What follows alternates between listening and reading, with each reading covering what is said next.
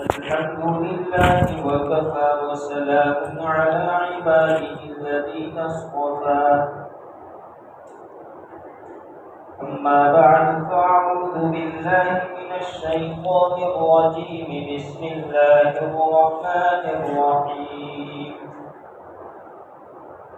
واللاتي يأتين الفاحشة من نسائكم فاستشهدوا عليهن أربعة منكم فإن شهدوا فأمسكوهن في البيوت حتى يتوفاهن الموت أو يجعل الله لهن سبيلا واللذان يأتيانها منكم فآتوهما فإن تابا وأصلحا فأعرضوا عنهما إن الله كان توابا رحيما صدق الله مولانا العظيم. بزرگوں اور دوستوں، میراث کے سلسلے میں ہمارا بیان ختم ہوا. گزشتہ کل میں نے بہت آسان طریقے سے میراث کے سلسلے میں آپ حضرات کو سمجھایا تھا کہ کون وارث بنتا ہے، اور اس کا ایک اصول بھی بتا دیا تھا کہ جو جتنا قریب ہوتا ہے وہ زیادہ حقدار ہے میراث کے. اس اصول کے ماتحت بہت ساری باتیں آپ حضرات کے سامنے ذکر فرمانی. آج جن آیات کی میں نے آپ کے سامنے تلاوت کی ہے، اس کو سمجھنے سے پہلے ایک بات ذہن نشین کر لو کہ دین کی جو باتیں ہوتی ہیں اور ہماری شریعت جن چیزوں کو بیان کرتی ہے، اس کے اندر کسی قسم کی عار اور شرم محسوس نہیں کرتی ہے. اور ویسے بھی روایت میں آتا ہے ان اللہ لا یستحیی من الحق، اور اللہ تبارک و تعالی حق بات کو بیان کرنے سے شرم محسوس نہیں کرتا ہے. قرآن کریم کے اندر بہت سارے مقامات کو اللہ تبارک و تعالی نے کھول کھول کر بیان کر دیا ہے، کھلے عام انسان کو بیان کر دیا. اس لیے میں آپ کے سامنے اس بات کو ذکر کر رہا ہوں کہ ابھی ہمارے سامنے جو باتیں آنے والی ہے، میں آپ کو کھلے طور پر آپ کو سمجھانے کی کوشش کروں گا. اس لیے کوئی یہ نہ کہے کہ بھائی مولوی صاحب تو کیسے ہے کہ ایسے ہی کہہ دیتے ہیں، صاف صاف بیان کر دیتے ہیں.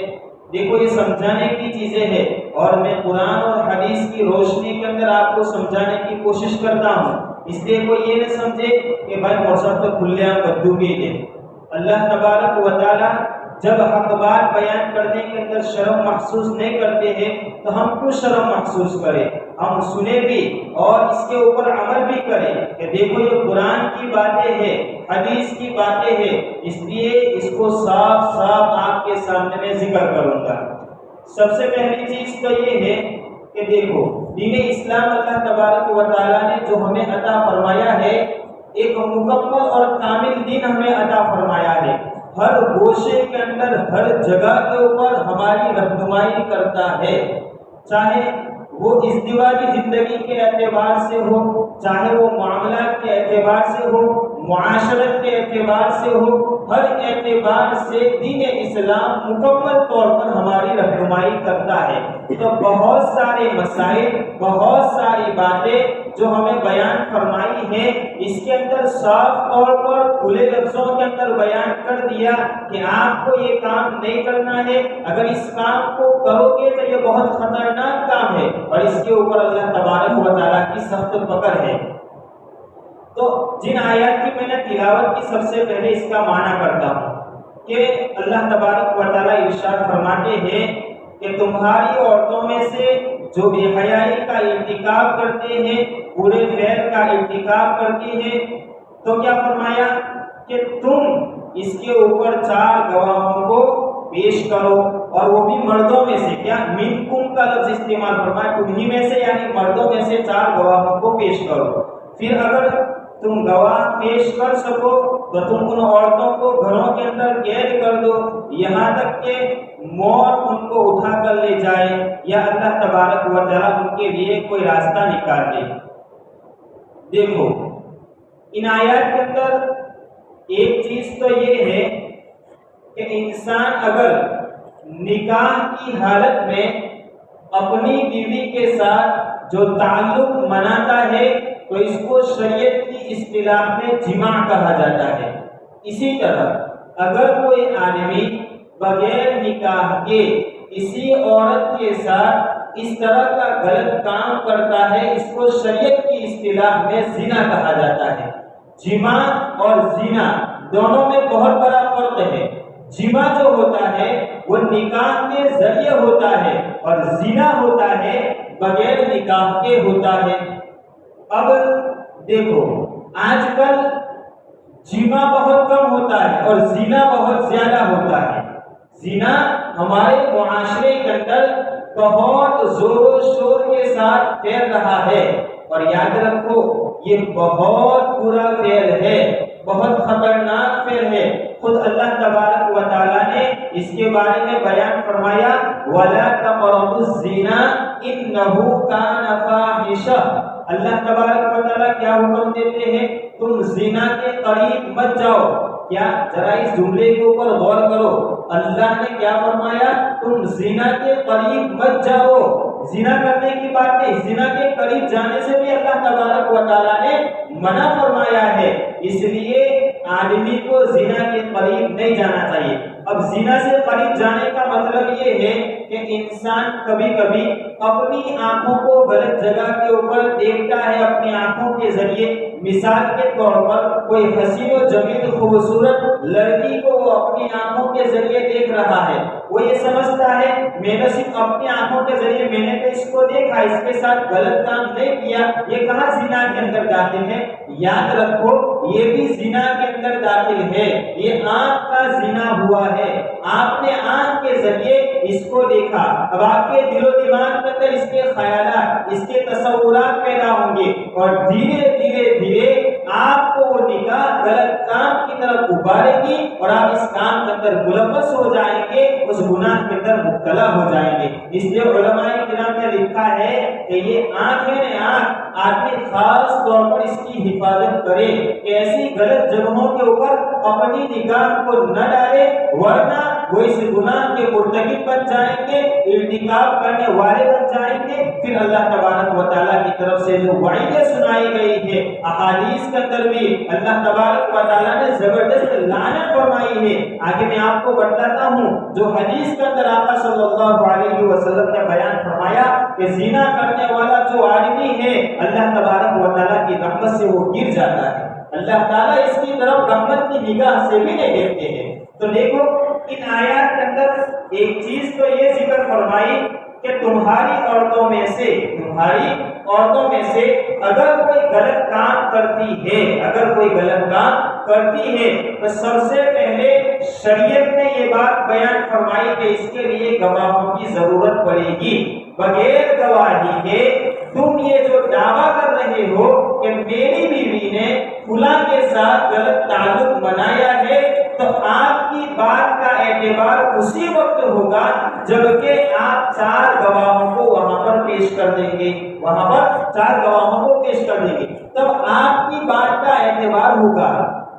دیکھو یہ جو سزائیں سنائی جا رہی ہے، اب سورہ نور کے اندر مستقل اس کے باب کے اندر بیان فرمایا کہ زنا کرنے والا مرد، زنا کرنے والی عورت، اس کی کیا کیا سزائیں ہیں۔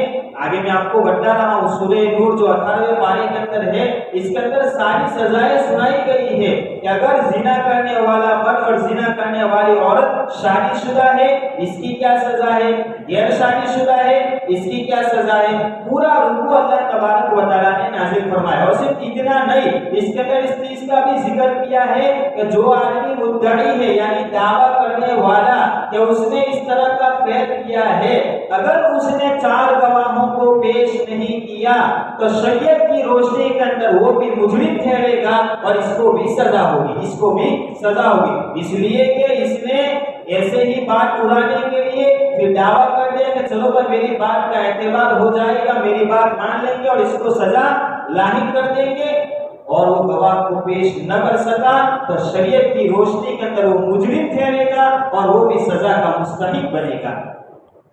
देखो, तो 4 गवाहों को पेश करना जरूरी है। इससे अंदाजा होता है कि कितना संगीन गुनाह है, कितना संगीन गुनाह है। जब चांद का एतबार होता है तो 2 गवाहों की गवाही चलती है, 2 मर्दों की गवाही। इसलिए कुरान में फस्तशहिदू शहीदैन मिन रिजालिकुम, अगर मर्द एक है औरतें बहुत सारी हैं तो फिर इसका भी एतबार है। लेकिन जिना के बाब के अंदर क्या फरमाया? जिना के बाब में 4 गवाह और 4 मर्द होने चाहिए, औरतों का इसके अंदर एतबार नहीं होगा। इसलिए कि उलमा ने इसकी बहुत सारी हिकमतें लिखी है कि देखो, जिना करते हैं ना, जिना तो मर्द और औरत दोनों का इख्तिलाफ होता है, दोनों का मिलाप होता है, दोनों का, तो 2 गवाह मर्द की जानिब से, 2 औरत की जानिब से, अब कुल मिलाकर के 4 गवाह पेश करने होंगे इसको, ताकि इसका ये फेल सही तौर पर साबित हो जाए, सही तौर पर। वरना आजकल क्या होता है, मैं आपको बताऊं, बहू को बदनाम करने के लिए सास इस तरह का इल्जाम लगाती है, इसके देवर इस तरह के इल्जाम लगाते हैं, इसके घर की दूसरी औरतें अपने घर की बहू को बदनाम करने के लिए इस तरह की बातें उछालती है। इसलिए शरीयत ने देखो बहुत संगीन ये बात रखी है कि 4 गवाहों को जब तक पेश नहीं करेंगे तब तक इसके ऊपर कोई सजा आई नहीं होगी, इस वक्त तक कोई सजा आई नहीं होगी। देखो, हुजूर के जमाने, पहले जमाने के अंदर क्या सजा मैं आपको बता रहा हूँ कि अगर वो 4 गवाहों को पेश करते हैं तो फिर क्या करने का? काजी जो होता है, इस्लामी कोर्ट के अंदर काजी होता है, क्या होता है? काजी होता है। अब काजी मुतालबा करेगा 4 गवाहों का, और फिर उन 4 गवाहों की बात मानकर फैसला नहीं करेगा। काजी पहले उन 4 गवाहों के बारे में तहकीक करेगा कि वो कैसा आदमी है, आया इसकी गवाही का एतबार होता है कि नहीं होता है। इन 4 गवाहों के बारे में काजी सबसे पहले तफ्तीश करेगा, तहकीक करेगा, इसके बाद उन दोनों के ऊपर सजा लागू करेगा।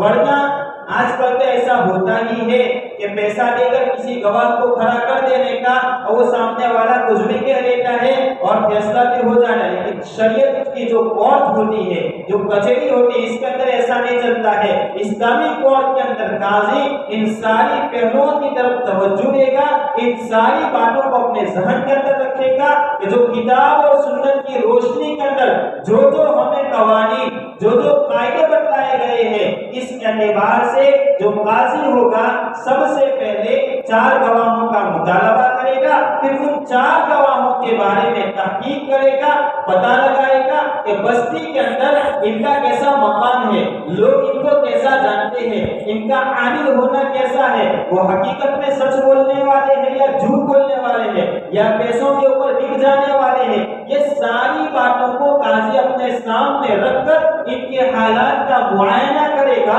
तहकीक करेगा। अब तहकीक करने के बाद इनका आदिल होना साबित हो जाएगा, तब काजी ये सजा लागू करेगा। इससे मालूम हुआ कि देखो ये कोई मामूली काम नहीं है, ये बहुत संगीन, ये गुनाह जैसा संगीन है ने। कभी इसके बारे में, क्योंकि आजकल तो जो मुंह में आया वक्त या लोग एक दूसरे के ऊपर तोहमत लगाते, ये आदत बन चुकी है। इसलिए ये शरीयत ने एक कानून बतला दिया, अब 4 गवाहों को पेश करना। तो अब इसके लिए तो कितनी जरूरत पड़ती है आदमी को, कि कितनी बारीकी के साथ उस खैर को, और ऐसे ही कोई आदमी यूं कह दे कि भाई मैंने तो सुना था और ये कहता है, तो इसकी बात का एतबार नहीं होगा। इसी तरह कोई कहता है कि मैंने इस लड़के और लड़की को देखा था रूम में से निकलते, तो क्या इसकी बात का कोई एतबार नहीं होगा। जब तक के उस गंदे फेल को करते हुए न देख ले और 4 गवाहों को पेश न कर दे, उस वक्त तक इसकी बात का कोई एतबार नहीं होगा। ये कुरान की रोशनी के अंदर ये हमें सबक मिल रहा है। پھر اگر اس طرح ثابت ہو جائے تو کیا ہوگا؟ فَأَمْسِكُوهُنَّ فِي الْبُيُوتِ، تو عورتوں کو گھروں کے اندر قید کیا جائے گا، ان کو علیحدہ کر دیا جائے گا، اس لیے کہ احساس ہونے کہ میں نے جو فعل کیا ہے، یہ جو کام کیا ہے، کتنا برا فعل ہے، کتنا سنگین فعل ہے کہ اللہ تبارک و تعالیٰ کی رحمت سے آدمی گر جاتا ہے اور لوگوں سے بھی اس کو دور کر دیا جاتا ہے، ایک الگ کمرے کے اندر اس کو قید کر دیا جاتا ہے۔ آگے فرمایا حَتَّى يَتَوَفَّاهُنَّ الْمَوْتُ، یہاں تک کہ موت ان کو پکڑ کر لے جائے، موتا جائے، یہی ان کے لیے ایک راستہ ہے اور کوئی راستہ نہیں۔ آگے فرمایا او یجعل اللہ لہن سبیلا، یا اللہ تبارک و تعالیٰ ان کے لیے کوئی راستہ نکال دے۔ اب یہاں پر مفسرین نے لکھا ہے، دیکھو یہاں یہ آیت میں فرمایا ہے او یجعل اللہ لہن سبیلا، یا اللہ تبارک و تعالیٰ ان کے لیے کوئی راستہ نکال دے۔ تو سورہ نور کی جو آیات ہے وہ ایک واقعے کے سلسلے میں نازل ہوئی ہے۔ حضور کے زمانے میں بھی یہ واقعات پیش آتے تھے، تو اس زمانے کے اندر پہلے تو یہ تھا، لیکن بعد کے اندر قرآن کی جو آیات نازل ہوئی تو جو پہلے والا حکم تھا وہ منسوخ ہو گیا، اب یہ جو حکم نازل ہوا اس کے اوپر عمل جاری ہوگا۔ اب ہوا ایسا کہ حضرت معیذ بن مالک اور قبیلہ یزد کی ایک عورت، ان دونوں کے تعلقات ہوئے تھے اور ان دونوں سے برے فعل کا صدور ہو گیا تھا۔ اب حضور صلی اللہ علیہ وسلم نے کیا حکم دیا؟ چونکہ شادی شدہ تھے نا، شادی شدہ تھی، اور شادی شدہ کے بعد کے اندر قرآن کی روشنی میں یہ سزا ملتی ہے کہ ان کو رجم کیا جائے گا، رجم کیا جائے گا۔ تو حضرت معیذ بن مالک اور قبیلہ یزد کی ایک خاتون جو تھی، ان دونوں کو حضور صلی اللہ علیہ وسلم نے رجم کرنے کا حکم دیا کہ ان دونوں کو پتھر مار مار کر ختم کر دیا جائے گا، جب تک وہ مر نہیں جاتے ہیں ان کو پتھر مارا جائے گا، اس لیے کہ یہ جو فعل ہوا ہے کتنا گھناؤنا فعل ہے، کتنا خطرناک فعل ہے کہ جس کی بنیاد کے اوپر شریعت نے یہ سزا لاگو کی۔ اور ان علماء نے یہ لکھی کہ اگر شادی شدہ مرد اور شادی شدہ عورت اگر اس طرح کا فعل کرتے ہیں نا تو اس کے اندر تو پھر اور زیادہ سخت سزا ہونی چاہیے، اس لیے شریعت نے یہ سزا رکھی، اس لیے کہ اپنی شہوت کو پورا کرنے کے لیے اس کے پاس مقام موجود ہے، اپنی بیوی موجود ہے، اور بیوی کے ہوتے ہوئے اگر وہ دوسری عورت کے پاس پہنچتا ہے تو پھر یہ تو بہت برا فعل ہوا ہے، بہت گھناؤنا فعل ہوا ہے۔ اب پھر قرآن میں اللہ تبارک و تعالیٰ نے اس کے بارے میں سزا بھی اتنی سخت سنائی کہ اس کو پتھر مار مار کر ختم کر دیا جائے گا، اس کو رجم کر دیا جائے گا، اس کو رجم کر دیا۔ تو حضرت معیذ بن مالک اور قبیلہ یزد کی جو عورت تھی، ان دونوں کو پتھر مار مار کر ختم کر دیا گیا، ان کو سنسار کیا گیا۔ اسی طرح ایک یہودی کے بارے میں بھی حضور کے پاس یہ بات پہنچی اور جب یہ ثابت ہو گیا تو ان کو بھی رجم کرنے کا حکم دیا۔ اسی طرح ایک عورت کا قصہ بھی، کہ عورت نے بھی اقرار کیا تھا، حضور نے ان کو بھی رجم کرنے کا حکم دیا۔ تو حضور صلی اللہ علیہ وسلم کے زمانے میں بہت سارے ایسے واقعات رونما ہوئے ہیں، اس لیے کہ اگر آگے کوئی ایسا فعل کرتا ہے تو یہ فعل کرتے ہوئے رک جائے کہ بھائی دیکھو سزا کتنی سخت ہے کہ پتھر مار مار کر ختم کر دیا جائے گا، یہ کوئی معمولی سزا نہیں ہے۔ اور اس کے ساتھ ساتھ اگر مرد غیر شادی شدہ ہے، عورت بھی غیر شادی شدہ ہے، تو شریعت نے سزا بیان فرمائی الزانیۃ والزانی فاجلدوا کل واحد منہما 100 جلدہ، کہ دونوں میں سے ہر ایک کو 100 کوڑے مارے جائیں گے، 100 کوڑے مارے جائیں گے۔ اگر زنا کرنے والا مرد اور زنا کرنے والی عورت ان دونوں کی شادی نہیں ہوئی ہے، اب شریعت نے ان کے لیے بھی سزا مقرر کر دی ہے کہ 100 کوڑے ان کو مارا جائے گا۔ اس لیے اس سے اپنے آپ کو بچانا بہت ضروری ہے۔ دیکھو یہ بہت برا فعل ہے، بڑا خطرناک فعل ہے، بڑا خطرناک فعل ہے کہ حضور صلی اللہ علیہ وسلم نے فرمایا کہ اللہ تبارک و تعالیٰ اس آدمی کے اوپر لعنت فرماتی ہے، اللہ تبارک و تعالیٰ اس کی طرف رحمت کی نگاہ سے نہیں دیکھتے ہیں۔ یہ روایات میں آقا صلی اللہ علیہ وسلم نے ذکر فرمایا۔ تو اس سے بھی اس کی خباثت، اس کی قباحت معلوم ہوتی ہے کہ زنا یہ کتنا گھناؤنا فعل ہے، کتنا برا فعل ہے۔ تو قرآن کریم کے اندر اس کی طرف ہمیں رہنمائی ملی ہے۔ ایک سبق تو ہمیں یہ ملا کہ اس فعل کو نہیں کرنا چاہیے، اور دوسرا سبق یہ ملا کہ کسی کے اوپر غلط تہمت نہیں لگانی چاہیے، کسی کے اوپر غلط تہمت نہیں لگانی چاہیے۔ اگر ہم نے کسی کے اوپر غلط تہمت لگائی تو اس کے بعد کے اندر بھی ہمیں سزا بتلائی گئی ہے۔ ثم لم يأتوا بأربعة شهداء فاجلدوهم 80 جلدة، کہ 80 کوڑے مارے جائیں گے، اور آگے کیا فرمایا؟ اس کی شہادت کا کوئی اعتبار نہیں ہوگا، آگے جا کے شریعت کے جو معاملات ہیں اس کی شہادت کا اعتبار نہیں ہوگا، اس لیے کہ جھوٹ بول رہا ہے اور جھوٹ کے ساتھ دوسرے کے اوپر غلط تہمت لگا رہا ہے، اس لیے اس کی بات کا کوئی اعتبار نہیں ہوگا، اس کی شہادت بھی معتبر نہیں ہوگی۔ وَلَا تَقْبَلُوا لَهُمْ شَهَادَةً أَبَدًا، یہ لفظ قرآن کریم کے اندر ملتے ہیں۔ اگر اس نے غلط تہمت لگائی ہے تو ایک سزا تو یہ کہ اس کو 80 کوڑے مارے جائیں گے، اور دوسری سزا یہ ہے اس کی شہادت کا کوئی اعتبار نہیں ہوگا۔ یہ قرآن کریم سے، تو اس سے یہ بات بھی معلوم ہوئی کہ جھوٹی تہمت لگانا یہ بھی کتنا سنگین گناہ ہے۔ آج کل میرے بھائیوں یہ دونوں بیماریاں ہمارے معاشرے کے اندر بڑے زور کے ساتھ پھیل رہی ہیں۔ میں آپ کو بتاؤں، غیر شادی شدہ سے زیادہ شادی شدہ مرد اور شادی شدہ عورتیں اس کام کے اندر زیادہ تر ملوث ہیں۔ پھر آپ کہاں سے ان کے گھر کے اندر اللہ کی رحمت نازل ہوگی؟ کہاں وہ اللہ کی رحمت کے مستحق بنیں گے جب ان کے پاس حلال مقام موجود ہے؟ اب حلال مقام کے ہوتے ہوئے حرام موقع کا وہ مرتکب ہے، ارتکاب کرنے والا ہے۔ اب آپ ہی بتائیے کہ کیا اس آدمی کے اوپر اللہ تبارک و تعالیٰ کی رحمت اترے گی یا غصہ اترے گا؟ اللہ کی لعنت ہی اس کے اوپر ضرور اترے گی، اللہ کی لعنت اس کے اوپر ضرور اترے گی۔ اس لیے بتایا جا رہا ہے کہ دیکھو اس طرح کے فعل سے اپنے آپ کو دور رکھنا چاہیے، اس طرح کے گناہوں سے اپنے آپ کو دور رکھنا چاہیے، ورنہ پھر اس کی سزائیں جو سنائی جا رہی ہے بہت خطرناک سزائیں ہیں۔ سزائیں یہ ہے، اگر اسلامی کورٹ، اسی طرح اسلامی کوئی قاضی ہے اور وہ فیصلہ کرتا ہے تو قرآن اور حدیث کی روشنی کے اندر اس طرح فیصلہ ہوگا کہ اگر اس طرح کا فعل کرتا، تاکہ یہ سزا بھی کیوں رکھی میں آپ کو بتلاؤں، اس کی بھی حکمت لکھی ہے، اس کی بھی حکمت علماء کرام نے لکھی ہے اور مفسرین نے لکھا ہے۔ اگر اور سنسار کے سلسلے میں حضور نے کیا فرمایا معلوم ہے؟ اس کا افشا کیا جائے گا، لوگوں کے اندر اعلان کیا جائے گا، لوگوں کو جمع کیا جائے گا۔ جس طرح نماز کے لیے صفیں کھڑی کی جاتی ہے نا، صفیں کھڑی، اسی طرح جب آدمی کو رجم کیا جائے گا اس وقت لوگوں کی صفیں لگائی جائے گی، لوگوں کی صفیں لگائی جائے گی، لوگوں کے اندر اعلان کیا جائے گا، تاکہ بعد کے اندر کوئی آدمی یہ گناہ کرنے جائے تو سب سے پہلے اس سے ڈرتا رہے کہ دیکھ بھائی اس طرح کا حال میرا ہونے والا ہے، اگر میں یہ غلط کام کروں گا تو میرا انجام بھی ایسا ہی ہونے والا ہے، تو سامنے والا اس گناہ سے محفوظ ہو جائے۔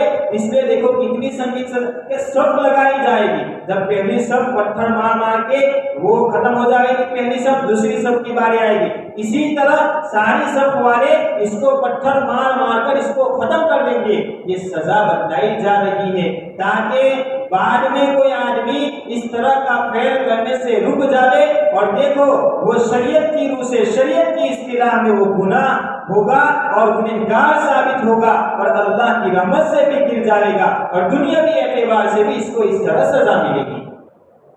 تو یہ زنا کو دور کرنے کی بہت ضرورت ہے، اور غیر شادی شدہ نوجوان لڑکے، اور میں آپ کو بتلاؤں ایسا کیوں ہوتا ہے، ایسا کیوں ہوتا ہے؟ یورپ کا جو کلچر ہے نا، یورپ کا جو کلچر، آپ کو جو لوگ وہاں رہ کر کے آئے ہیں، وہاں کی اوریانیت، وہاں کی فحاشی جو انہوں نے اپنی آنکھوں کے ذریعے دیکھی ہے، وہ لوگ جانتے ہیں، اس سے بخوبی واقف ہے کہ وہاں کا ماحول کیسا ہے، لوگ کس طرح رہتے ہیں اور کس طرح کے کام کرتے ہیں۔ روڈ کے اوپر چل کے لڑکیوں کے ساتھ غلط کام کر لیتے ہیں۔ بہت سارے وہاں کے جان پہچان والے جب آتے ہیں تو سناتے ہیں، بہت سارے ایسے قصے سناتے ہیں۔ یورپ کا جو کلچر بنا ہوا ہے، اب ہماری ذہنیت کے اندر وہی کلچر بیٹھا ہوا ہے۔ آج کا جو نوجوان ہے اور آج کی جو نوجوان نئی نسل ہے، ان کے ذہن و دماغ کے اندر یورپ کا کلچر بیٹھا ہوا ہے۔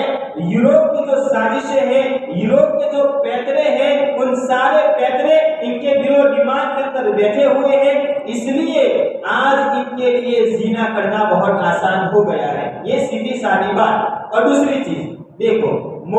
اندر غلط غلط تصویروں کو دیکھتے ہیں، غلط غلط کلپوں کو دیکھتے ہیں۔ اب آدمی غلط تصویر کو دیکھے گا، غلط کلپ کو دیکھے گا، اب اس کے جذبات وہ اندر ابھریں گے، اور جب جذبات ابھریں گے تو وہ کسی مقام کی تلاش کے اندر پھرے گا۔ کوئی مقام مجھے مل جائے جس کے ذریعے میں قلبی اعتبار سے، ذہنی اعتبار سے سکون محسوس کروں۔ دیکھو جب اندر کے جذبات ابھرتے ہیں نا، دل کو بھی سکون نہیں ہوتا ہے، دماغ کو بھی سکون نہیں ہوتا ہے جب تک کہ وہ اپنے جذبات کو ختم نہ کرے۔ اس لیے تو دیکھو شریعت نے کتنا عظیم ہمارے لیے ایک طریقہ رکھا ہے نکاح کا، کہ آدمی اگر نکاح کر لیتا ہے اس کے لیے حلال طریقہ ہے، آدمی کے لیے بہت آسانی ہے، بہت آسانی ہے کہ بھائی اگر آدمی ایک عمر کو پہنچ جاتا ہے تو اس کے لیے نکاح کا انتظام کر دینا چاہیے، تاکہ اندرونی جو جذبات ابھرتے ہیں اس کی تسکین کے لیے اللہ تبارک و تعالیٰ نے عورت کو بنایا ہے، اس کے ذریعے اس کو سکون محسوس ہو جائے، اپنی خواہش بھی پوری ہو جائے۔ اور دیکھو اگر اس طرح کرے گا نا نکاح کے ساتھ تو پھر اس کے اندر ثواب ملے گا۔ کیا ملے گا؟ اس کے اندر ثواب ملے گا۔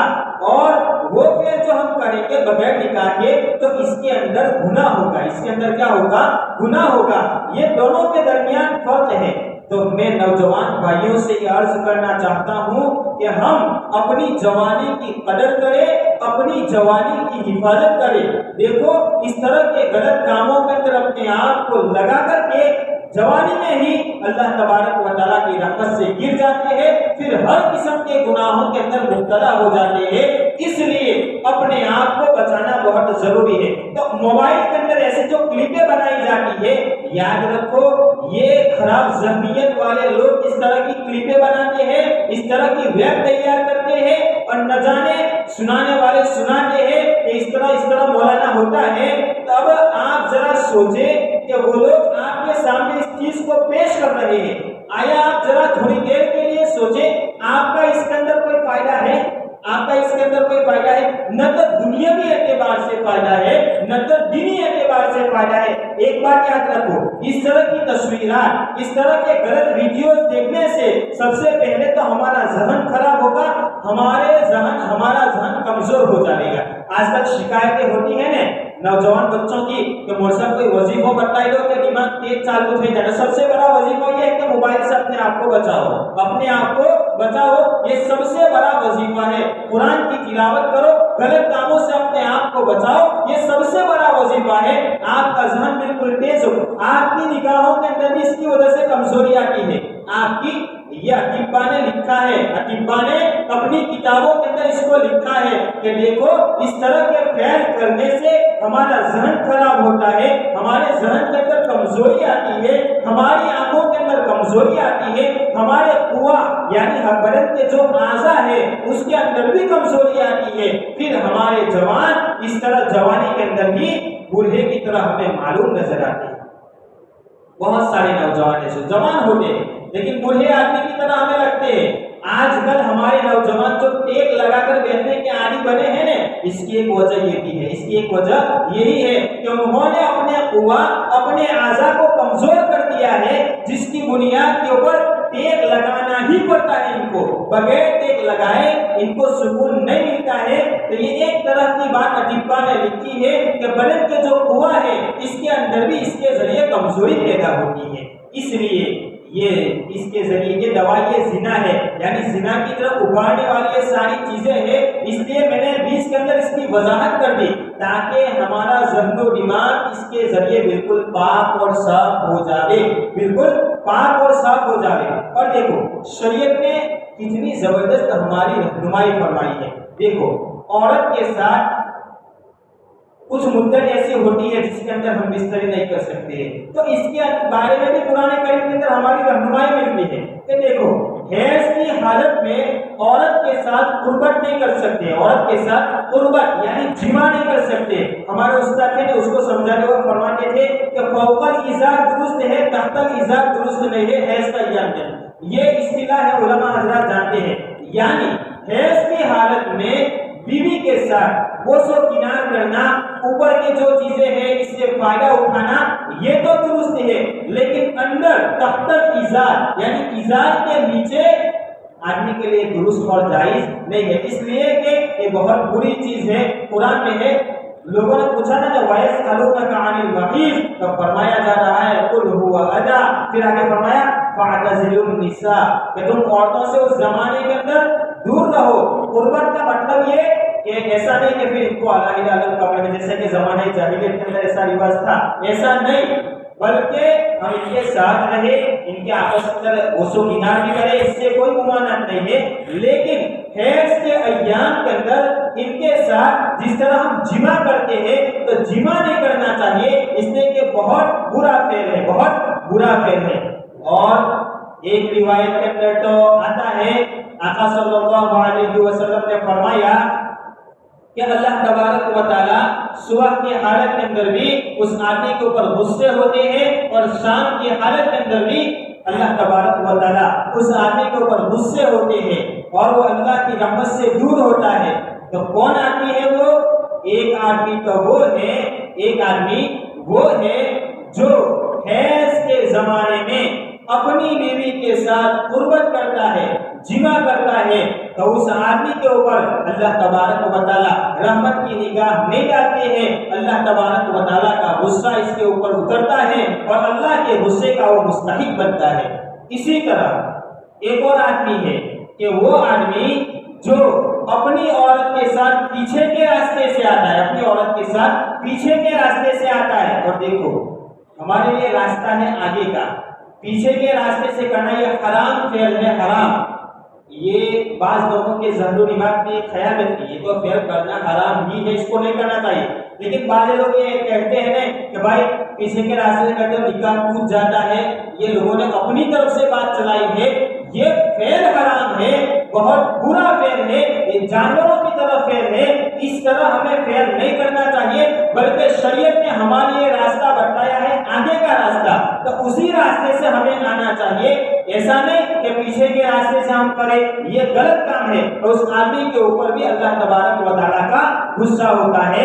صبح کے وقت بھی اللہ غصے کی حالت میں ہوتے ہیں، شام کے وقت بھی اللہ تبارک و تعالیٰ کا غصہ ہوتا ہے، اور وہ آدمی اللہ کی رحمت سے دور ہوتا ہے۔ اور تیسرا آدمی جو کاہن کی بات کے اوپر اعتماد کرتا ہے، بھروسہ کر لیتا ہے، یقین کر لیتا ہے۔ اب کاہن کس کو کہتے ہیں؟ ہماری گجراتی زبان میں جس کو جوتش کہا جاتا ہے، جوتش یعنی جو ہاتھوں کی لکیر کو بتا کر کہتا ہے بھوشیہ والی، کہ بھائی تیرے ساتھ یہ ہونے والا ہے، تجھے یہ ہونے والا ہے، یہ جو جوتش ہے کاہن لوگ ہیں۔ اب جو لوگ ان کے پاس جاتے ہیں اور ان کے پاس جا کر کے ان کی باتوں کے اوپر یقین کر لیتے ہیں، ان کی باتوں کو مان لیتے ہیں، تو پھر بتلایا جا رہا ہے کہ دیکھو اس آدمی کے اوپر بھی اللہ کا غصہ ہوتا ہے صبح کے وقت، شام کے وقت، اور اللہ تبارک و تعالیٰ کی رحمت سے وہ آدمی دور ہو جاتا ہے۔ اس لیے میرے بھائیو یہ سنگین فعل ہے، اس لیے میں آپ کے سامنے اس کی وضاحت کر رہا ہوں تاکہ بہت سارے حضرات وہ اپنی معاشرتی زندگی کے اندر، اپنی ازدواجی زندگی کے اندر یہ روزمرہ کے مسائل ہیں، اس کو جاننا بہت ضروری ہے۔ بہت سارے حضرات اس کو پوچھتے ہوئے ہچک محسوس کرتے ہیں، شرم محسوس کرتے ہیں، لیکن یاد رکھو اس کے اندر ذرہ برابر شرم نہیں کرنی چاہیے۔ یہ شریعت نے ہمیں بتلایا ہے، جب اللہ تبارک و تعالیٰ حق بات کو بیان کرنے سے شرم محسوس نہیں کرتا ہے تو ہم کیوں پوچھنے کے اندر شرم محسوس کریں؟ ہمارے پاس علماء کرام موجود ہیں، مفتیان کرام موجود ہیں، ہم ان کے پاس جائیں، ان کو جا کر کے پوچھیں، یہ ساری چیزیں پوچھنے کی چیزیں ہیں، یہ تو نہیں پوچھتے ہیں، لیکن ادھر ادھر کی ہانکتے ہیں، بکواس کرتے ہیں، اپنے وقت کو وہاں جا کر ضائع اور برباد کر دیتے ہیں۔ اس سے بہتر ہے کہ دینی معلومات کو ہم حاصل کریں، یہ ساری چیزیں قرآن اور حدیث سے ہمیں ملتی ہیں۔ تو سب سے پہلی چیز تو یہ بتلائی کہ دیکھو زنا، اس کے قریب آدمی کو نہیں جانا چاہیے، بہت برا فعل ہے۔ پھر اس کے لیے اس کی سنگینی بتلاتے ہوئے کہ کتنا خطرناک ہے، 4 گواہوں کو پیش کرنے کا حکم ہے، اور وہ 4 مرد ہونے چاہیے، وہ 4 مرد ہونے چاہیے۔ اس سے اندازہ ہوتا ہے کہ شریعت اس کی جانچ پڑتال کتنی کرتی ہے، کتنی تحقیق کرتی ہے، اور اس کے بعد اس کے اوپر سزا لاگو ہوتی ہے۔ تو لا محالہ ہم کسی کے اوپر اس طرح کی تہمت بھی نہ لگائے اور ہم زنا کا ارتکاب بھی نہ کریں، تو دونوں طرح کی باتوں سے بچنے کی ضرورت ہے۔ آگے اللہ تبارک و تعالیٰ فرماتے ہیں وَاللَّذَانِ يَأْتِيَانِهَا مِنكُمْ فَآذُوهُمَا، اور تم میں سے دو مرد ایک دوسرے کے ساتھ برا فعل کرے فآذوہما تو تم ان کو اذیت پہنچاؤ، تو ان کو اذیت پہنچاؤ۔ آگے فرمایا فَإِن تَابَا وَأَصْلَحَا پھر اگر وہ دونوں توبہ کر لیں اور اپنی اصلاح کر لیں فَأَعْرِضُوا عَنْهُمَا تو تم ان دونوں کو درگزر کر دو، ان دونوں سے درگزر کر دو۔ آگے فرمایا ان اللہ کان توابا رحیما بلا شبہ اللہ تبارک و تعالی بہت زیادہ توبہ کو قبول کرنے والے ہیں اور بہت زیادہ رحم کرنے والے ہیں۔ دیکھو یہاں پر ایک بات یہ بیان کی جا رہی ہے کہ دو مرد آپس کے اندر جو غلط کام کرتے ہیں، غلط فعل کر جن کو قوم لوط کا عمل کہا جاتا ہے۔ لوط علیہ السلام کی جو قوم تھی نا، قوم ان کے اندر ایک تو یہ تھا کہ وہ اللہ کے ساتھ دوسرے معبود کو شریک ٹھہرانے یعنی شرک بھی کرتے تھے، اور دوسرا فعل یہ تھا کہ مرد آپس کے اندر اپنی ضرورت کو پورا کرتے تھے، یہ فعل ان کا تھا۔ تو دیکھو اللہ تبارک و تعالیٰ نے کتنی سخت ان کے اوپر سزا نازل فرمائی اور اللہ نے کتنا سخت ان کے اوپر عذاب اتارا ہے، قرآن کریم کے اندر پورا ان کا واقعہ موجود ہے۔ تو ہمارے خلفائے راشدین میں بھی بہت سارے حضرات ایسے گزرے ہیں جنہوں نے اس طرح کے فعل کرنے والوں کو سخت سزا دی ہے، سخت سزا دی ہے، جن میں بطور نمونہ حضرت ابوبکر صدیق رضی اللہ تعالی عنہ، حضرت علی رضی اللہ تعالی عنہ، اسی طرح حضرت عبداللہ بن زبیر رضی اللہ تعالی عنہ، اور چھوٹے ہیں ہشام بن عبد الملک، ہشام بن عبد الملک، یہ چاروں خلیفہ ہیں جنہوں نے اپنے زمانے کے اندر اس طرح کے فعل کرنے والوں کو سخت سزا دی ہے۔ اور بطور نمونہ انہوں نے ایک واقعہ بھی پیش کیا ہے، انہوں نے ایک واقعہ پیش کیا ہے کہ حضرت خالد بن ولید رضی اللہ تعالی عنہ نے، حضرت خالد بن ولید رضی اللہ تعالی عنہ نے حضرت ابوبکر صدیق رضی اللہ تعالی عنہ کو خط لکھا، عرب کے ایک بستی کا واقعہ لکھا کہ یہاں پر ایک آدمی ایسا ہے جو اس طرح کا معاملہ کراتا ہے جس طرح عورتیں کرواتی ہے،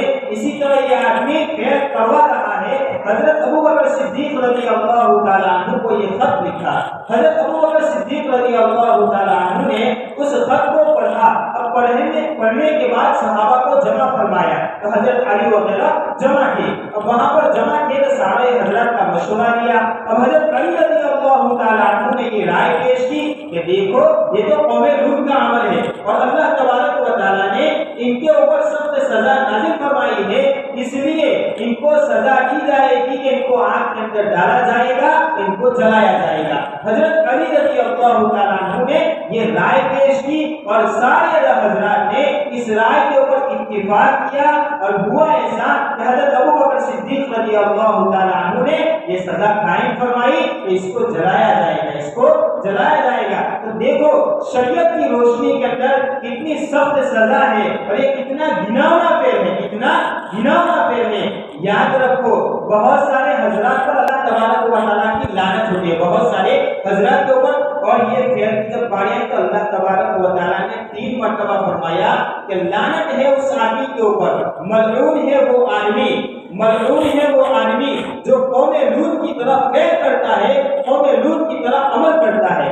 ایک تو یہ کہ اللہ تبارک و تعالیٰ نے ساتوں آسمان کے اوپر سے لعنت فرمائی، اور دیکھو 7 آدمیوں کا اس کے اندر ذکر ہے، لیکن جب اس فعل کی باری آئی نا، اس فعل کی اس کی باری آئی قوم لوط والے عمل کی کہ اللہ کی لعنت، تو اس وقت اللہ تبارک و تعالیٰ نے 3 مرتبہ یہ جملہ ارشاد فرمایا، ملعون ہے وہ آدمی، ملعون ہے وہ آدمی، ملعون ہے وہ آدمی جو قوم لوط کی طرح فعل کرتا ہے، عمل کرتا ہے۔ تو میرے بھائیوں آپ اندازہ لگائیں، اس سے اس کی شناخت اور برائی معلوم ہوتی ہے کہ ایک آدمی دوسرے آدمی کے ساتھ اپنی ضرورت کو پورا کرتا ہے، تو یہ کتنا خطرناک فعل ہے، کتنا خطرناک فعل ہے۔ آج کل میرے بھائیوں یہ کوئی معمولی چیز نہیں، بہت سارے حضرات ایسے ہوتے ہیں جو جانوروں کے ساتھ بھی اپنی ضرورت کو پورا کرتے ہیں، جانوروں کے ساتھ۔ یہ کتنی خراب چیز ہے، یہ کتنی ہمارے معاشرے کی خراب چیز ہے۔ میں ہمارے معاشرے کی بات کرتا ہوں، دوسرے کسی آدمی کی بات نہیں کرتا ہوں، ہمارے معاشرے کے اندر بھی کتنے ایسے لوگ ہیں جو جانوروں کے ساتھ اپنی شہوت کو پورا کرتے ہیں، میرے بھائیوں کتنا خطرناک فعل ہے، کتنا برا فعل ہے، اس سے اپنے آپ کو بچانا چاہیے۔ اس لیے تو بتایا کہ اللہ تبارک و تعالیٰ کی رحمت سے وہ آدمی بھی دور ہوتا ہے جو عورتوں کی طرح اپنے آپ کو بناتا ہے، عورتوں کی طرح اپنے آپ کو بناتا ہے۔ آج کل ایسا ہوتا ہے کہ نہیں ہوتا ہے کہ بہت سارے نوجوان لڑکوں نے عورتوں کی شکل بنائی، کہ عورتیں جس طرح میک اپ لانی کرتی ہے اسی طرح بن ٹھن کر تیار ہوتی ہے، مرد بھی اس طرح تیار ہوتے ہیں، اس طرح بنا کے اپنے چہرے کو یاد رکھو، اس طرح کے آدمی کے اوپر اللہ تبارک و تعالیٰ کی لعنت ہوتی ہے۔ اسی طرح وہ عورت جو مرد کی طرح اپنے آپ کو بناتی ہے، اور آج کل عورت بھی ایسی ہوتی ہے کہ مرد کا لباس پہنتی ہے، مرد کی طرح اپنے آپ کو تیار کرتی ہے، تو دیکھو اس عورت کے اوپر بھی اللہ تبارک و تعالیٰ کی لعنت ہوتی ہے۔ یہ حدیث کی روشنی کے اندر میں آپ کو یہ ساری چیزیں بتا رہا ہوں، چونکہ یہ ابھی ہمارے سامنے چیزیں آ رہی ہے، اس لیے میں وضاحت کے ساتھ آپ کے سامنے اس کو ذکر کرتا ہوں تاکہ ہمارے معاشرے کے اندر سے یہ جو خرابیاں پھیلی ہوئی ہے ان خرابیوں کا سدباب ہو جائے، ہم خود بھی اس فعل سے بچے اور اپنے معاشرے کے اندر جو حضرات اس فعل کے اندر ملوث ہیں ان کو بھی ہم روکنے کی کوشش کریں، ان کو بھی بتلائیں کہ دیکھو اس طرح کی سنگین سزائیں ہیں، اس طرح کی اللہ تبارک و تعالیٰ کی لعنت ہوتی ہے۔ اس لیے میرے بھائیوں ہم ذرا سوچیں کہ اللہ تبارک و تعالیٰ کی رحمت سے وہ آدمی گر جاتا ہے، اور جو آدمی اللہ کی رحمت سے گر جاوے کبھی اس کو سکون نہیں ملے گا، چاہے اس کے پاس کروڑوں روپے ہو، لاکھوں روپے ہو، لیکن ذرہ برابر اس کو سکون نہیں ملے گا، اس لیے کہ اللہ کی رحمت سے وہ آدمی دور ہو گیا۔ تو یہ سارے فعل ہیں جو لوگ کرتے ہیں، تو یہ قوم لوط کا سا عمل ہے، اس سے اپنے آپ کو بچانا چاہیے، اس سے اپنے آپ کو بچانا چاہیے۔ اس لیے بتلایا جا رہا ہے واللذان یأتیانها منکم فآذوہما، مفسرین نے لکھا کہ تم میں سے اگر دو آدمی آپس میں ایک دوسرے کے ساتھ قوم لوط کی طرف فعل کرتا ہے تو تم ان کو اذیت دو، تم ان کو اذیت۔ اور میں نے سزا بھی سنائی آپ کو شریعت کی روح سے کہ کتنا خطرناک فعل ہے، اور خلفائے راشدین نے کس طرح سزا قائم کی تھی، تو اس سے اندازہ ہوتا ہے۔ اب یہ مسئلہ ہے نا، مسئلہ وہ قاضی اور حاکم کی ثوابدید پر چھوڑ دیا گیا ہے، قاضی اور حاکم کی ثوابدید، یعنی جو اسلامی کورٹ کا بڑا آدمی ہوتا ہے، جج ہوتا ہے اور قاضی ہوتا ہے، اب وہ جو مناسب سمجھے گا کہ کیا مجھے سزا دینی ہے تاکہ اس کا سدباب ہو جائے، اب قاضی کے ذمے سپرد کر دیا، قاضی حالات کے اعتبار سے دیکھے گا کہ کون سی سزا مناسب ہے، اس اعتبار سے قاضی اس کو سزا دے گا تاکہ اس فعل سے لوگ اپنے آپ کو دور رکھے اور اس سے باز رہنے والے بن جاوے۔ تو یہ شریعت نے ہمیں سزا سنائی ہے۔ آگے ایک اور چیز ذکر فرمائی کہ دیکھو اتنے سارے فعل کرتے ہیں، اتنے سارے فعل، لیکن اللہ کی ذات کتنی رحیم ہے، اللہ کی ذات کتنی کریم ہے۔ فَإِن تَابَا، پھر اگر وہ توبہ کر لے، وَأَصْلَحَا، اور اس فعل سے باز آ جاوے، اپنی اصلاح کر لے، تو کیا فرمایا جا رہا ہے فَأَعْرِضُوا عَنْهُمَا، تم کیا کر دو، ان کو درگزر کر دو، تانا دینا چھوڑ دو۔ اس لیے تو آگے فرمایا جا رہا ہے فَإِن تَابَا وَأَصْلَحَا فَأَعْرِضُوا عَنْهُمَا کے ذریعے کہ تم ان کو تانے مت دو، ان اللہ کان توابا رحیما، بلا شبہ اللہ تبارک و تعالی بہت زیادہ تواب مبالغہ کا صیغہ استعمال فرمایا، جو علماء حضرات جانتے ہیں کہ یہ اکثریت کو بتلانے کے لیے کہ جو جتنی چیزیں ہیں ان سب میں سب سے بڑھ کر کوئی چیز ہوتی ہے، اس کے لیے یہ مبالغہ کا صیغہ استعمال ہوتا ہے۔ تواب مبالغہ کا صیغہ استعمال فرمایا کہ اللہ تبارک و تعالی بہت زیادہ توبہ کو قبول کرنے والا ہے اور رحم کرنے والا ہے، کہ اللہ تبارک و تعالی جب ان کی توبہ قبول کر لیتا ہے، ان کو معاف کر لیتا ہے، پھر انسانوں کا کیا حق بنتا ہے کہ ان کو تانے دے۔ آج کل میرے بھائیوں ہمارے معاشرے کی بہت بڑی خرابی ہے، میں آپ کو سنا رہا ہوں کہ لوگ اگر کسی نے کوئی گناہ کا کام کر دیا، چلو بھائی ہو گیا، اس نے توبہ کر لی، اب کئی سال ہو جاتے ہیں اس فعل کو کرتے ہوئے، کئی سال ہو گئے، اس نے توبہ کر لی، اللہ نے اس کی توبہ کو بھی قبول کر لیا، اب کئی سال ہو گئے، اب کہیں اس کی ملاقات ہوئی ہے تو کس کے ذریعے اس کو یاد کرتے ہیں آپ کو معلوم ہے؟ سب سے پہلے ادب کے لوگ مواقع نہیں، یہ ہماری جگہ بڑا کہہ رہے ہیں، یہ ہمارے جملے ہوتے ہیں، یہ ہمارے جملے ہوتے ہیں میرے بھائی، اس طرح یاد۔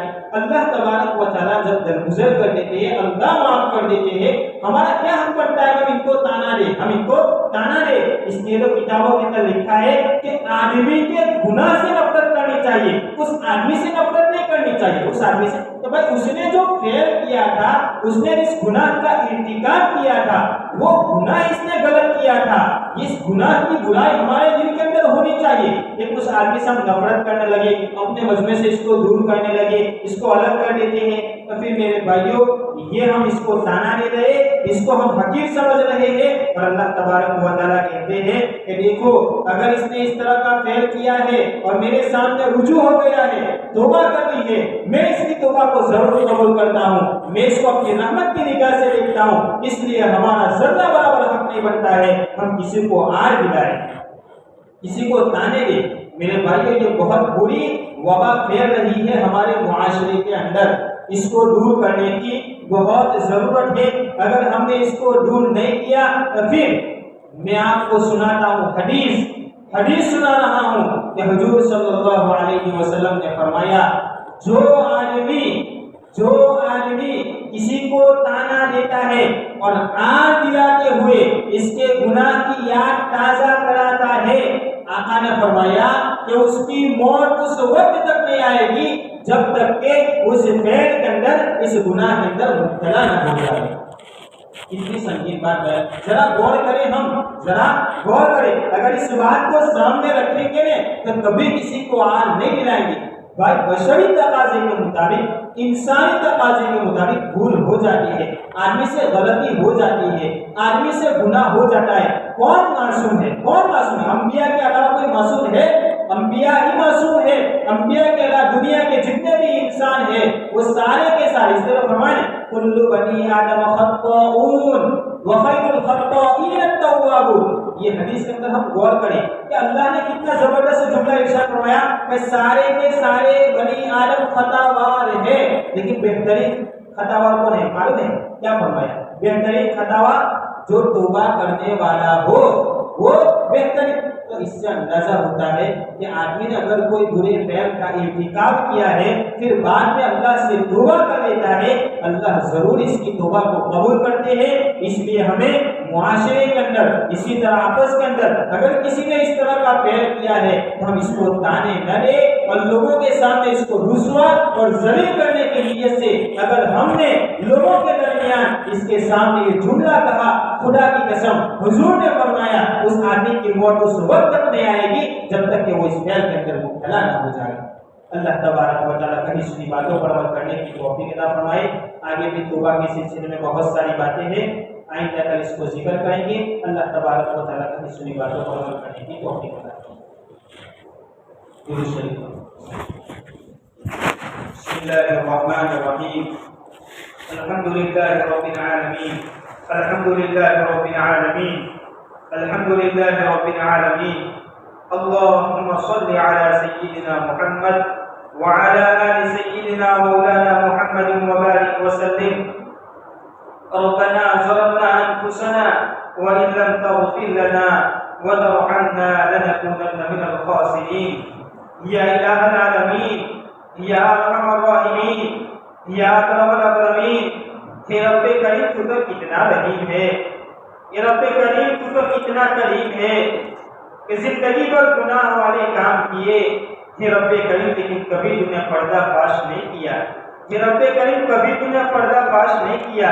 تیری ذات تو کتنی رحیم ہے، کتنی کریم ہے، اے رب کریم دنیا والے تو چند سال گزر جانے کے بعد بھی اس کو یاد رکھتے ہیں اور اس کا افشا کرتے ہیں، لوگوں کے سامنے اس کو پھیلاتے ہیں۔ اے رب کریم تو کتنا رحیم ہے، تو کتنا کریم ہے۔ اے رب کریم ہم اپنی عاجزی کو تیرے سامنے پیش کرتے ہیں، ہماری بے بسی کو تیرے سامنے پیش کرتے ہیں۔ اے رب کریم ہم عاجزوں اور مسکینوں کی مدد فرما دے، ہم عاجزوں اور مسکینوں کی مدد فرما دے اور تمام تر گناہوں سے مغفرت کا فیصلہ فرما دے، تیری عفو کا کرم پھیر دے۔ اے رب کریم اگر تو گناہوں کے اوپر عفو کا کرم پھیر دے گا، تیرے خزانے کے اندر اندر کوئی کمی نہیں ہوگی۔ اے رب کریم ہم فقیروں کا کام بن جائے گا، اے رب کریم ہم فقیروں کا کام بن جائے گا۔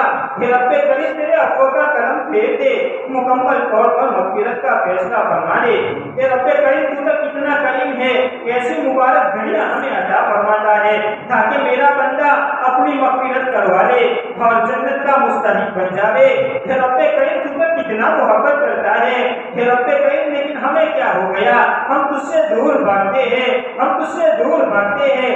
اے رب کریم ہمیں اپنا بنا لے، ہمیں اپنا بنا لے، اے رب کریم ہمیں اپنا بنا لے۔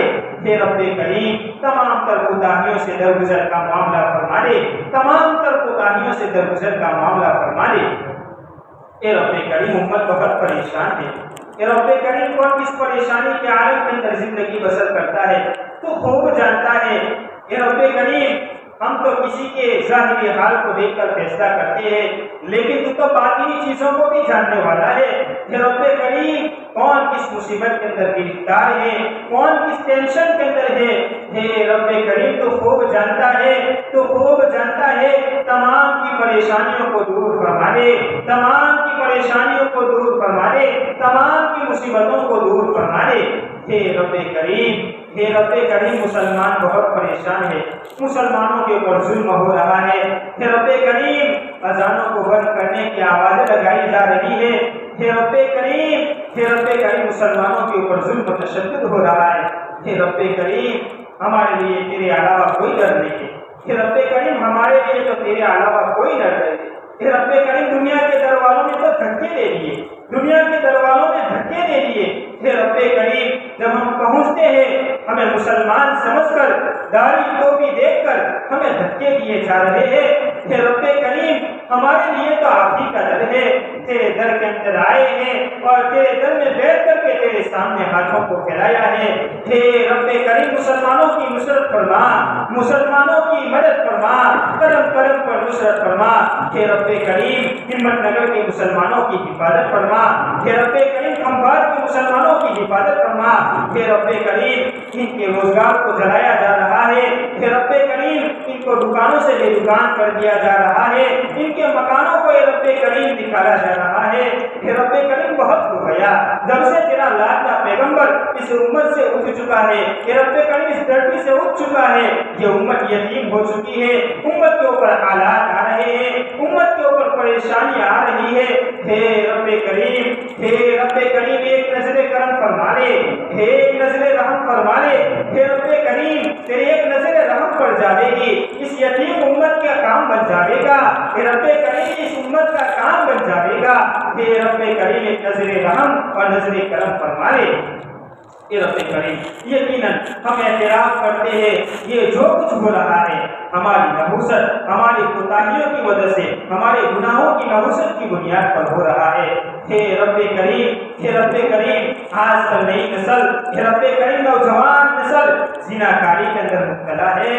اے رب کریم، اے رب کریم روایات کے حوالے سے ہم نے سنا ہے، اے رب کریم جب زنا کاری کسی قوم کے اندر عام ہو جاتی ہے تو اس قوم کے اندر ایسی بیماریاں پیدا کر دیتا ہے کہ ڈاکٹر لوگ بھی اس کی دوا کرنے سے عاجز اور بے بس ہو جاتے ہیں۔ اے رب کریم ہم نے اپنی آنکھوں کے ذریعے وہ منظر دیکھ لیا، اے رب کریم ہم نے اپنی آنکھوں کے ذریعے وہ منظر دیکھ لیا۔ اے رب کریم اس نوجوان نسل کی پوری پوری حفاظت فرما لے، اے رب کریم زنا کاری سے پوری پوری حفاظت فرما لے۔ اے رب کریم، اے رب کریم ہمارے معاشرے کی مکمل طور پر اصلاح فرما لے، ہمارے معاشرے کی مکمل طور پر اصلاح فرما لے۔ اے رب کریم تمام مرحومین کی بار بار کروٹ کروٹ مغفرت فرما دے۔ اے رب کریم اعلیٰ علیین میں جگہ نصیب فرما دے، جنت الفردوس میں اعلیٰ مقام نصیب فرما دے۔ اے رب کریم والدین کی اگر زندہ ہے ان کے عمروں کے اندر خوب خوب برکت عطا فرما، صحت اور عافیت کی دولت سے مالا مال فرما، ان کا مطیع اور فرما بردار بنا، ان کا دل کا سرور بنا، آنکھوں کی ٹھنڈک بنا۔ اے رب کریم بہت سارے ماں باپ ایسے ہیں جو اپنی اولاد کے بارے میں پریشان ہیں، اے رب کریم ان کے والدین کے لیے اپنی آنکھوں کی ٹھنڈک بنا دے۔ اے رب کریم ان کے دل کا سرور بنا دے۔ اے رب کریم ان کی امیدوں سے برکت بنا دے، ان کی امیدوں سے برکت بنا دے۔ اے رب کریم تیرے لیے کوئی مشکل نہیں ہے۔ اے رب کریم تمام اساتذہ کی مکمل طور پر مغفرت فرما دے۔ اے رب کریم اگر حیات ہے ان کے عمروں کے اندر خوب برکت عطا فرما، ان کو صحت اور عافیت کی دولت سے مالا مال فرما، ان کے علم و عمل میں خوب برکت عطا فرما۔ اے رب کریم اگر قبر کے پیون بن چکے ہیں ان کے بال کروٹ مغفرت فرما دے، ان کی قبر کو جنت کا باغیچہ بنا دے۔ اے رب کریم ان کی خدمات کو قبول فرما لے اور نجات کا ذریعہ بنا دے۔ اے رب کریم نجات کا ذریعہ بنا دے۔ اے رب کریم یہ جو کچھ قرآن کریم کی چھوٹی تفسیر کر رہے ہیں اس کو تو اپنی بارگاہ کے اندر قبول فرما لے اور تمام تر باتوں کے اوپر ہم تمام کو عمل پیرا ہونے کی توفیق اور ہمت عطا فرما دے۔ اے رب کریم ایک بات کے اوپر عمل کرنے کی توفیق عطا فرما دے۔ اے رب کریم معاشرے کی مکمل طور پر اصلاح فرما دے۔ اے رب کریم ماننا بہت ہے، اے رب کریم ماننا نہیں آتا ہے، جو کچھ مانگا ہے ہم نے اپنے گمان کے مطابق مانگا ہے۔ اے رب کریم تیری شان تو بہت بڑی ہے، تو اپنی شان کے مطابق عطا فرما۔ ہماری دعاؤں کو محض آپ کے فضل اور کرم سے جناب محمد صلی اللہ علیہ وسلم کے صدقے اور فکر قبول فرما۔ ربنا تقبل منا انك انت السميع العليم وتب علينا انك انت التواب الرحيم وصلى الله تعالى على خير خلقه محمد وعلى اله واصحابه اجمعين آمين برحمتك يا ارحم الراحمين۔